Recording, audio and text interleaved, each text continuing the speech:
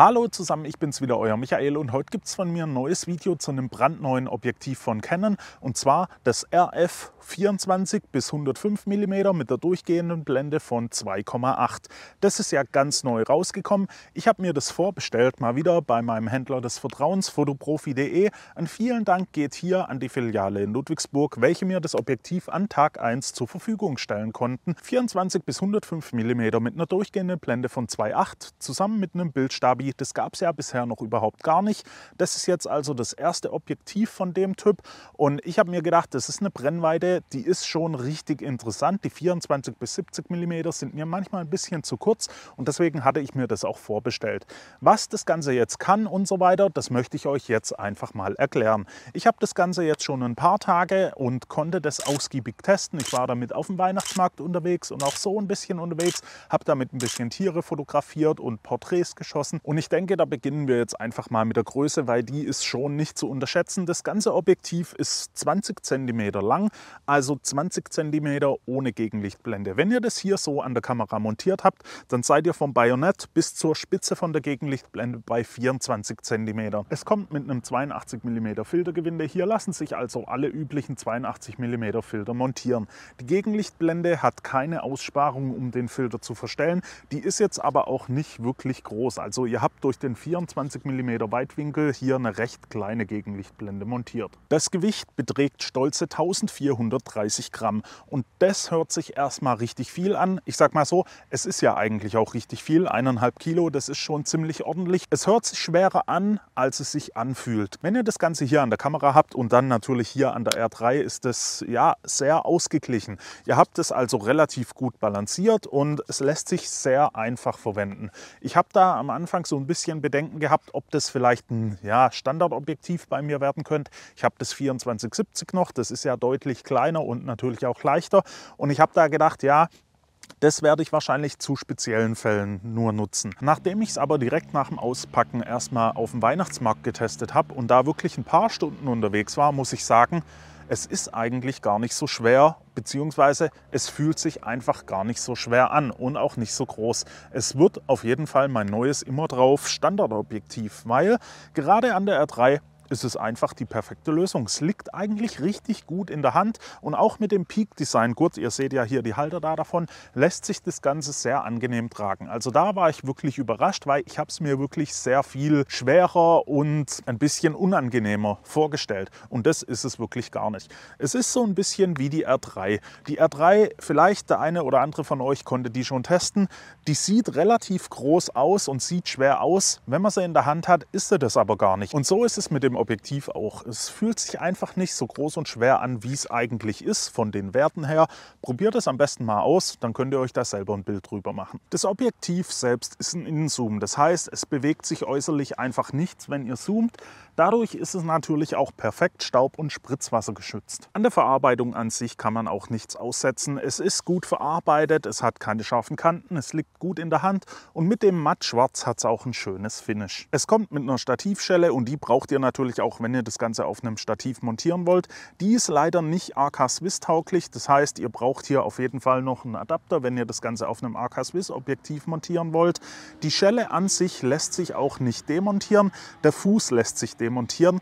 Das würde ich aber überhaupt gar nicht empfehlen, denn die Stativschelle bzw. der Stativfuß eignet sich sehr gut, um das Objektiv auf der Hand abzulegen, und dann könnt ihr nämlich einfach mit dem Daumen den kompletten Zoom-Bereich durchfahren. Das heißt, ihr legt es auf der Hand ab, habt es gut in der Hand und könnt hier einfach direkt den Zoom-Bereich von 24 bis 105 mm nur mit dem Daumen sehr schnell durchfahren. Der Zoom-Ring ist sehr leichtgängig und lässt sich sehr einfach von 24 auf 105 mm und zurück betätigen. Für die komplette Verstellung vom Brennweitenbereich benötigt ihr hier auch nur 90 Grad Drehung am Objektiv.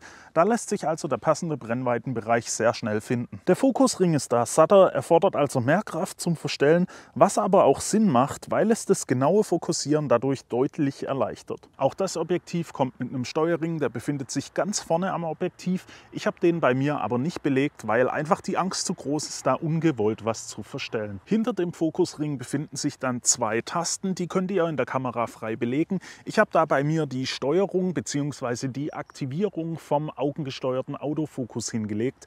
Da lässt sich der also einfach zuschalten und wieder abschalten. Ansonsten habt ihr natürlich auch noch 4 Schalter. Ihr habt hier einmal die Autofokusbegrenzung. Ihr könnt also den Fokusbereich von Full auf 1 Meter bis unendlich stellen. Das haben ja auch einige Zoom-Objektive. Dann habt ihr hier den Umschalter zwischen Autofokus und manuellem Fokus, einen Umschalter für den Stabilisator, also den Bildstabi, welcher im Objektiv verbaut ist. Den könnt ihr hier an- und ausschalten. Ihr müsst da natürlich beachten, wenn ihr den ausschaltet, dann ist der komplette Stabi deaktiviert, also nicht nur im Objektiv, sondern auch in der Kamera. Und als 4. Schalter habt ihr dann noch die Umschaltung vom Stabilization Mode, also die Stabilisierung, den Modus. Ihr habt da Modus 1, 2 und 3. Das ist ja einmal der Standardmodus. Dann mit 2 habt ihr den Modus, wo es sich nur auf Schwenken bezieht. Und bei 3 habt ihr den Modus, wo es nur während der Belichtung stabilisiert wird. Und dann bietet euch das Objektiv auch noch einen Blendenring. Und der Blendenring ist erstmal fest auf A gesetzt. Ihr müsst hier vorne den kleinen Schalter nach vorne drücken, dann könnt ihr das Ganze ändern und dann hier eure Blende einstellen. Das Ganze geht unklickbar, also ihr habt hier keinen Widerstand und keine Klicks, welche ihr spürt, aber ihr könnt die Funktion nur im Videobereich nutzen. Das heißt, ihr könnt die Verstellung nur im Videomodus vornehmen. Wenn ihr das Ganze im Fotomodus verstellt, dann hat es einfach keine Auswirkung und es wird der Wert einfach nicht verstellt. Auf der anderen Seite bietet es euch dann noch die Gewinde und die Schnittstelle für den Power-Zoom-Adapter, der ja im nächsten Jahr dann kommen soll. Und dann kommen wir jetzt einfach mal zum wahrscheinlich für euch wichtigsten Bereich und das ist die Bildqualität. Und da kann ich direkt mal sagen, die ist schon sehr gut. Ihr bekommt hier vor allem in der Mitte eine richtig gute Schärfe. Die ist auch schon bei Offenblende vorhanden. Wenn ihr das Ganze noch ein bisschen abblendet, also so bei Blende 4 oder Blende 5, 6, habt ihr da natürlich noch einen Tick mehr Schärfe, die dann wirklich auf einem richtig hohen Niveau ist. Ich habe hier mal einen Vergleich mit dem Merlin. Einmal bei Blende 2.8, was schon wirklich scharf ist, und dann nochmal bei Blende 5.6. Das Ganze ist halt dann nochmal ein Tick schärfer. Was aber natürlich nicht heißt, dass die Offenblende 2.8 nicht scharf ist. Die ist also schon richtig, richtig gut. Ihr seid da natürlich nicht auf einem Niveau von einer Festbrennweite. Das ist natürlich üblich. Ihr habt hier einen Zoom. Das kann gar nicht so gut sein wie eine Festbrennweite. Es ist aber schon auf einem richtig hohen Level. Es spielt da auch keine Rolle, in welcher Brennweite ihr euch da befindet. Bei Weitwinkel oder im Zoom. Ihr habt da immer eine ordentliche Schärfe. Im Außenbereich sieht es da ja ein bisschen anders aus. Da ist die Schärfe auch sehr gut und auch vorhanden. Ihr müsst hier im Weitwinkel nur einfach beachten, ganz in den Ecken wird das Bild ein bisschen softer. Wir sprechen da aber wirklich von den Ecken, also den ganz außenliegenden Ecken im Bild. Und das liegt einfach an der Vignettierung vom Objektiv. Wenn man sich das nämlich mal genauer anschaut, dann habt ihr in einem unkorrigierten Bild schon eine heftige Vignettierung bei 24 mm. Und da ist dann natürlich klar, das Bild wird korrigiert, wird ein bisschen eingezoomt beim Korrigieren, aber in den ganz äußeren Ecken sieht man da trotzdem bei der Schärfe, dass da nicht ganz das Level erreicht wird, was es einen Tick weiter innen dann erreicht. Das soll jetzt aber nicht heißen, dass das Objektiv außen nicht scharf ist und da irgendwie eine schlechte Bildqualität zu erwarten wäre. Die ist auch außen wirklich sehr gut, nur eben ganz in den Ecken, da seht ihr ein bisschen den Abfall von der Schärfe. Zu der Vignettierung kommen wir aber gleich noch.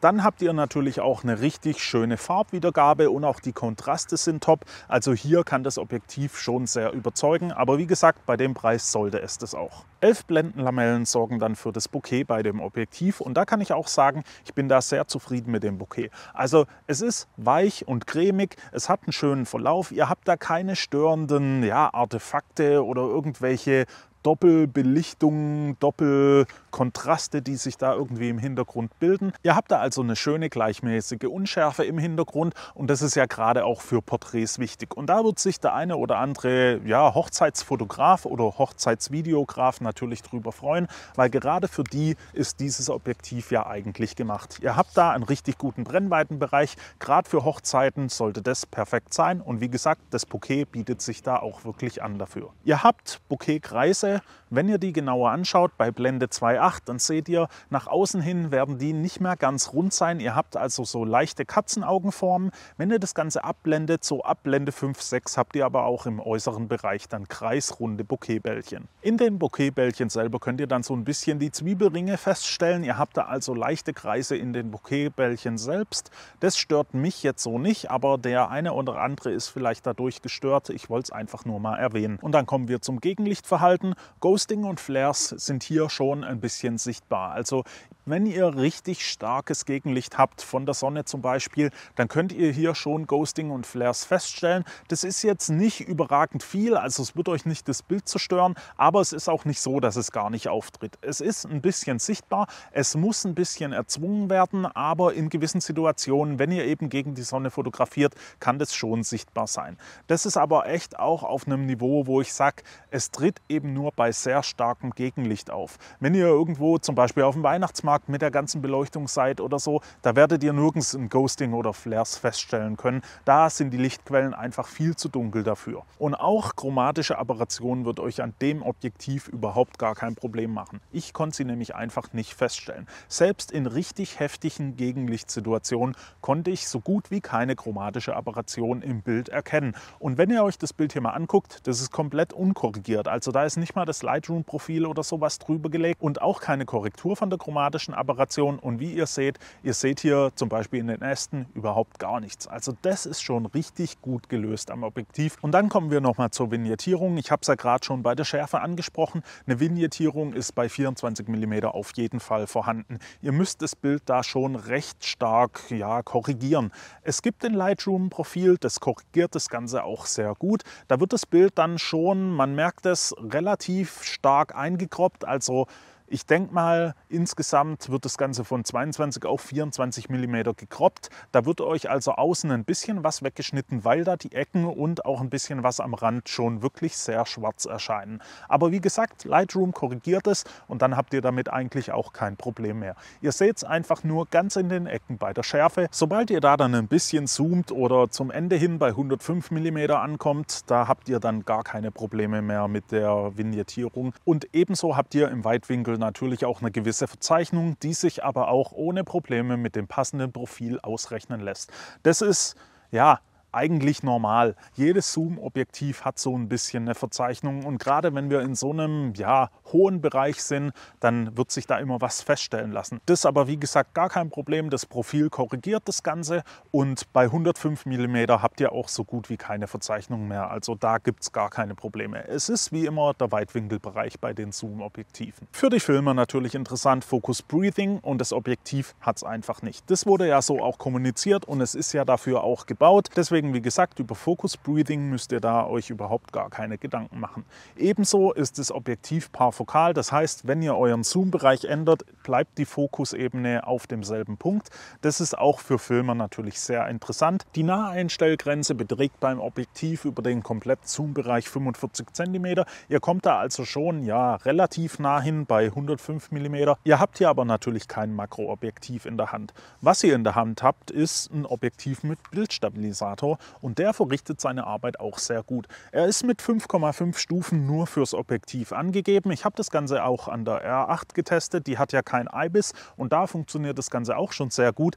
Richtig gut wird es dann erst mit einem Body mit IBIS, also In-Body Image Stabilization. Da bekommt ihr dann nämlich angegebene 8 Stufen. Und das ist schon richtig ordentlich. Ich habe hier mal ein Beispiel für euch bei 105 mm aus der Hand gehoben und da seht ihr einfach so gut wie keine Verwacklung. Der Bildstabi arbeitet da also richtig gut und wie schon gesagt, ihr habt 3 Modi, die ihr einstellen könnt und damit könnt ihr eben immer den passenden auswählen. Und auch beim Autofokus müsst ihr hier natürlich keine Abstriche machen. Der ist wirklich sehr schnell und sehr leise. An der R3 ist der Autofokus da natürlich auf einem richtig hohen Level. Das Objektiv kann da auch wirklich liefern, also da wird nichts irgendwie vom Objektiv begrenzt. Insgesamt bin ich da wirklich schon sehr zufrieden damit.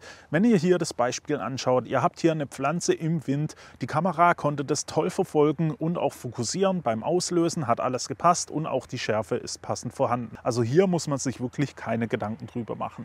Ich nehme das Objektiv aber trotzdem mal mit zum Bundesliga Basketball. Da kann es dann wirklich zeigen, was es kann. Da habe ich aber gar keine Bedenken, dass ich da irgendwie Probleme bekommen sollte, weil alles, was ich bis jetzt getestet habe, auch Tiere oder Katzen und so weiter, hat es 1A fokussiert. Und natürlich kommt auch noch ein direkter Vergleich mit dem RF 2470 2.8 und dem RF 70 200 2.8. Die habe ich beide und das Objektiv soll ja das 2470 ersetzen. Ich hatte da erst wirklich so die Bedenken wegen der Größe und so weiter für den Alltag, aber wie gesagt, die Bedenken waren völlig unbegründet. Das Teil ist komplett alltagstauglich, zumindest für mich. Andere Leute werden das vielleicht anders sehen, aber probiert es am besten einfach mal aus. Insgesamt bin ich also wirklich sehr begeistert vom Objektiv. Es bildet richtig gut ab. Es ist im Autofokusbereich sehr gut aufgestellt. Ihr habt eine tolle Brennweite. Blende 2.8 deckt eigentlich immer alles ab, was ihr so braucht. Ein Bildstabi, der sehr gut funktioniert. Das Objektiv hat soweit eigentlich fast keine Schwächen. Von der Schwäche kann man vielleicht reden im Weitwinkelbereich, eben die Vignettierung im Außenbereich, die euch da in den Ecken die letzte Schärfe nimmt. Ich habe damit 0,0 Probleme, weil ich mache meistens Porträts oder sonst irgendwie was anderes, wo mich die Ecken überhaupt gar nicht groß interessieren. Die gehen da nämlich sowieso im Bouquet unter. Aber auch selbst für Landschaftsfotografie sehe ich da in meinem Verhältnis keine Probleme. Das sieht vielleicht jemand, der Landschaft fotografiert, anders, aber da muss ich auch sagen, da ist das Objektiv dann auch nicht dafür gemacht. Es ist ein guter Allrounder. Ich hätte nicht gedacht, dass es bei mir mein immer drauf Alltags-Zoom-Objektiv wird, aber es hat mich da schon überzeugt und wie gesagt, die Größe und das Gewicht ist eigentlich gar nicht so das Problem für mich. Ein bisschen das Problem ist natürlich der Preis. 3.600 € sind schon sehr ordentlich für das Objektiv. Man muss aber auch bedenken, 24 bis 105 mm Blende 2.8 mit Bildstabilisator gibt es halt so jetzt auch nur in diesem Objektiv. Und dann ist alles drumherum, was die Bildqualität und so weiter betrifft, halt schon auf einem Level, wo Canon das Geld auch verlangen kann. Aber wenn man sich so umhört, ist es natürlich auch ein Objektiv, was sehr viele Leute gern hätten. Und das wird natürlich bei der Preisgestaltung auch eine große Rolle gespielt haben, vor allem wenn es keine Alternativen gibt. Wie gesagt, ein Vergleich zum 2470 und zum 70-200 wird noch kommen. Wenn es den dann gibt, verlinke ich euch den unten in der Beschreibung. Ebenso verlinke ich euch die Beispielbilder, die ich euch hier gezeigt habe, unten in der Beschreibung. Dann könnt ihr euch die mal in voller Auflösung anschauen. Ebenso packe ich euch natürlich einen Link in die Beschreibung, wo ihr euch das Objektiv genauer angucken könnt. Und ja, das war es dann auch schon von mir. Ich hoffe, das Video war ein bisschen hilfreich für euch und hat dem einen oder anderen ein paar mehr Infos über das Objektiv gegeben. Wenn es denn so war, lasst mir doch einfach ein Like da, abonniert den Kanal für weitere Videos. Wenn ihr Fragen oder Anregungen habt, könnt ihr diese gerne in die Kommentare schreiben und dann hoffe ich, sehen wir uns beim nächsten Mal einfach wieder. Bis dahin wünsche ich euch eine gute Zeit. Ciao.